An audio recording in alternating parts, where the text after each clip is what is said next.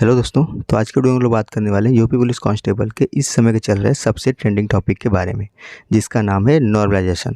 तो इस वीडियो में हम लोग बात करेंगे कौन से शिफ्ट को सबसे ज़्यादा नॉर्मलाइजेशन मिलने वाला है और कौन से शिफ्ट को सबसे कम नॉर्मलाइजेशन मिलने वाला है। इसके अलावा इस वीडियो में हम लोग बात करने वाले हैं कि एक शिफ्ट के एक बच्चे को उसी शिफ्ट के दूसरे बच्चे से किस तरह से किस क्राइटेरिया पे उनका नॉर्मलाइजेशन अलग अलग हो सकता है।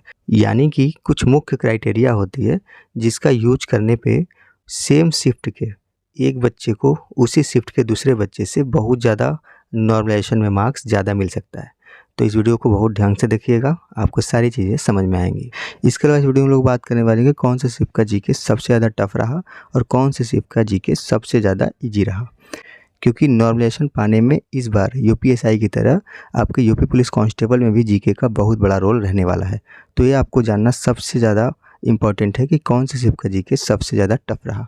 तो चलिए वीडियो को शुरू करते हैं और जान लेते हैं सारी चीज़ें डिटेल में। तो सबसे पहले हम लोग बात करने वाले हैं नॉर्मलाइजेशन के सबसे इम्पॉर्टेंट टूल के बारे में, जिसका नाम है परसेंटाइल।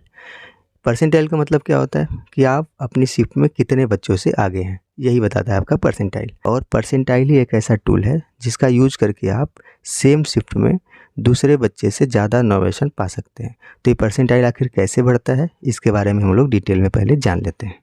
तो सबसे पहले मैं बात कर लेता हूँ कि आपके जो यूपी पुलिस का पेपर हुआ था उसमें 4 सेक्शन थे, जीके, मैथ, रीजनिंग और हिंदी।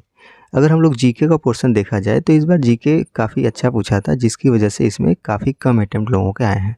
जबकि मैथ, रीजनिंग और हिंदी को मिला के देखा जाए तो इसमें काफ़ी लोगों के अच्छे अटैम्प्ट आए हैं। तो इन चीज़ों को हम लोग ध्यान में रखते हुए सबसे पहले जान लेते हैं कि आखिर आप किन किन मेथड से परसेंटाइल अपना बढ़ा सकते हैं और ज़्यादा से ज़्यादा नॉर्मलाइजेशन पा सकते हैं। तो परसेंटाइल आखिर कैसे बढ़ेगा, तो इसके 2 मेथड हैं। या तो जीके के क्वेश्चन सॉल्व कर लो या तो फिर मैथ, रीजनिंग और हिंदी में सिली मिस्टेक बचा लो। मैं अभी एकदम डिटेल में आपको बताता हूँ कि इसमें अगर आप जीके के टफ क्वेश्चन सॉल्व कर लें, टफ क्वेश्चन का मतलब यहाँ पे टफ का मतलब कि जिस क्वेश्चन को एवरेज स्टूडेंट न कर पाया हो वो तो क्वेश्चन आपका टफ है। तो आखिर परसेंटाइल बढ़ेगा कैसे, तो इसके 2 मेथड हैं। या तो जीके के टफ क्वेश्चन को सॉल्व कर लो, जो कि बहुत ज़्यादा टफ है, क्योंकि इस बार जीके का लेवल बहुत ज़्यादा अच्छा आया है। लेकिन जिसने भी जीके के हार्ड क्वेश्चन कर लिए, हार्ड क्वेश्चन का मतलब जिसको कि एवरेज बच्चा सही नहीं कर पाया, उस क्वेश्चन को अगर आपने किया है तो उसको हार्ड क्वेश्चन बोले हैं, और उसने हार्ड क्वेश्चन सही कर दिया है तो उसका परसेंटाइल शून्य से ऊपर जाएगा। और उस परसेंटाइल को मेंटेन करने के लिए उसको अलग से नॉर्मलाइजेशन मिलेगा, भले ही सेम शिफ्ट हो। लेकिन अगर उसका परसेंटाइल इसकी वजह से, जीके का टफ क्वेश्चन सॉल्व करने की वजह से बढ़ रहा है, तो उस परसेंटाइल को मेंटेन करने के लिए उसको अलग से नॉर्मलाइजेशन दिया जाएगा। अब समझते हैं दूसरा मेथड कि मैथ, रीजनिंग, हिंदी में सिली मिस्टेक बचा लो। यानी कि सिली मिस्टेक बचाने से भी आपका जो परसेंटाइल पे इफेक्ट आता है, उसकी वजह से आपको आपका जो परसेंटाइल है वो बढ़ जाता है। सिली मिस्टेक बचाएंगे तो आपका ऑलरेडी है भाई, आपका परसेंटाइल सिली मिस्टेक बचाने से भी बढ़ता है। तो उस परसेंटाइल को मेंटेन करने के लिए आपको नॉर्मलाइजेशन उनको देना पड़ेगा। तो अब आप बोलेंगे कि इन दोनों मेथड में सबसे अच्छा मेथड कौन सा है, तो दोनों मेथड लगभग बराबर हैं इस बार, क्योंकि जिसका जीके अच्छा होगा उसका इन तीनों में सिली मिस्टेक पक्का होना है, और जिनका पकड़ इन तीनों सब्जेक्ट पे अच्छा होगा उनका जीके में प्रॉब्लम आना ही आना है। लेकिन अगर जिनका दोनों पे पकड़ है भाई, आप तो टॉपर वाली लिस्ट में आते हैं। तो यही है, आपका दोनों मेथड लगभग बराबर है।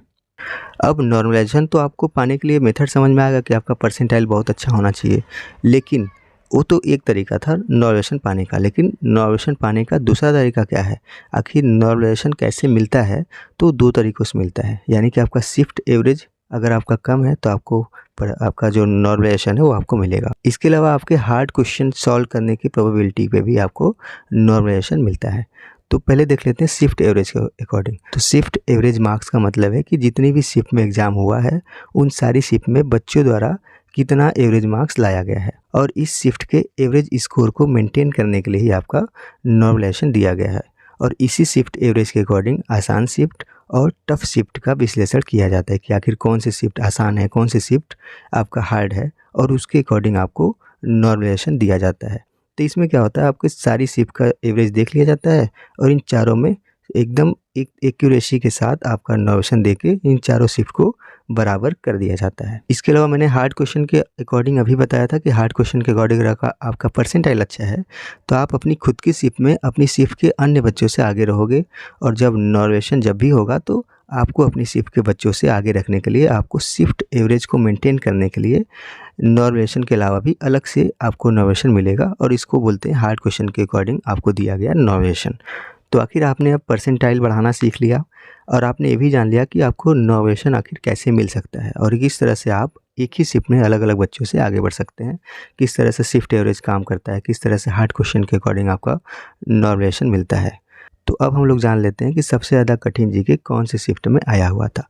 तो मैं यहाँ पे आपको दिखा रहा हूँ, ये आपका असेंडिंग ऑर्डर में है, बढ़ते हुए क्रम में है। तो 8 जून की जो पहली शिफ्ट थी उसमें 12 से 14 जो जीके क्वेश्चन है वो टफ आया था। 8 जून की जो सेकंड शिफ्ट है उसमें 9 से 10 क्वेश्चन टफ आया था, टफ क्वेश्चन आए थे जो कि एकदम नहीं करने लायक थे। और जो 9 की जो फर्स्ट शिफ्ट है उसमें 9 से 10 क्वेश्चन जो जीके के हैं वो टफ आए थे, जिसको करने के लिए बहुत ज़्यादा मतलब या तो आपका तुक्का लग जाए या तो आपने बहुत ज़्यादा जीके पे ही पूरा टाइम दिया हो, तभी आप उन क्वेश्चन को सॉल्व कर सकते हैं। इसके अलावा जो 9 जून का सेकंड शिफ्ट है उसमें 14 से 15 क्वेश्चन हार्ड क्वेश्चन थे, जिनको कि करने में आपके पसीने छूट गए होंगे, बच्चे एकदम परेशान हो गए होंगे। इसके अलावा जो 10 जून की पहली शिफ्ट में से 16 से 17 जो जीके हैं उसके टफ क्वेश्चन आए थे। इसके अलावा जो 10 जून की जो सेकंड शिफ्ट थी उसमें जीके का बहुत अच्छा लेवल देखने को मिला था। उसके क्वेश्चन को सॉल्व करने के लिए बच्चों को बहुत ज़्यादा मेहनत करनी पड़ी थी, बहुत ज़्यादा घिस के जो आया होगा वही उन क्वेश्चन को सॉल्व कर पाया होगा।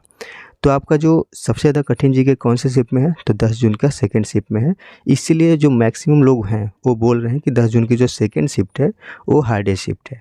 और जो आपका 8 जून की पहली शिफ्ट है उसमें देखेंगे आपके 12 से 14 क्वेश्चन है, लेकिन यहाँ पे देखिए आपका 8 जून की सेकंड शिफ्ट और 9 जून की पहली शिफ्ट जो है इसमें आपका खेला होने वाला है। तो इन दोनों शिफ्ट में से एक शिफ्ट को आप कोई भी मान ले कि ईजीएस्ट है, या तो 8 जून की सेकंड शिफ्ट को मान लीजिए या तो 9 जून की पहली शिफ्ट को आप ईजीएस्ट मान लीजिए। लेकिन किसके अकॉर्डिंग, तो कठिन जीके के अकॉर्डिंग कि जीके के कठिन क्वेश्चन किन की शिफ्टों में आए हैं।